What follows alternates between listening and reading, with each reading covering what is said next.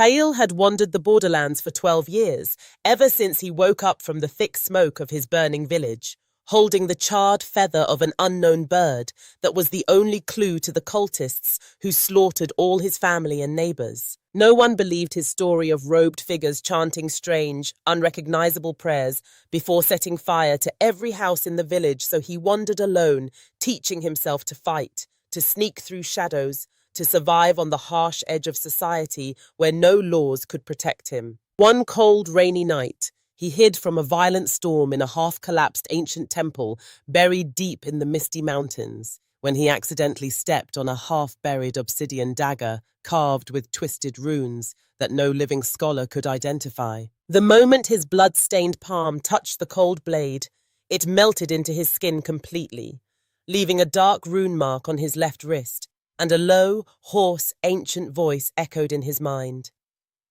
"You are the chosen Shadow Blade, born to hunt the servants of the sealed Shadow Eater who hide among human societies and feed on innocent lives." Weeks later, he heard rumors from passing travelers that nobles in the royal capital were disappearing one by one, and every crime scene left exactly the same charred unknown feather he had kept in his pocket for 12 years. He sneaked into the capital under the cover of midnight, using his new ability to melt into any dark shadow to sneak into the nobles' manors to collect clues.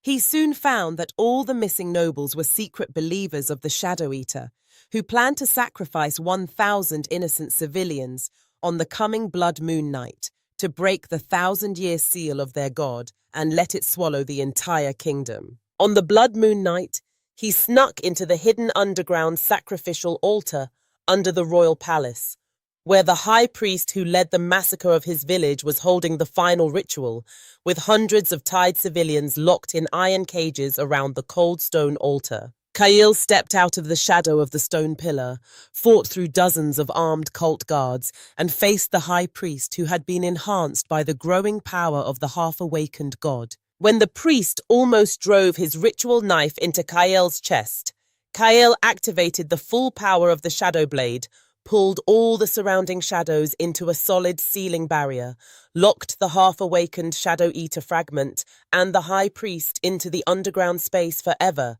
and saved all the trapped civilians. He left the capital quietly before the royal guards arrived at the scene. No one knew his name or what he had done to stop the disaster. He kept walking on the dark side of the world, hunting the remaining scattered cultists everywhere, using his assassin identity to guard the peaceful light that ordinary people live in, never letting the forgotten evil gods have any chance to return to the world again.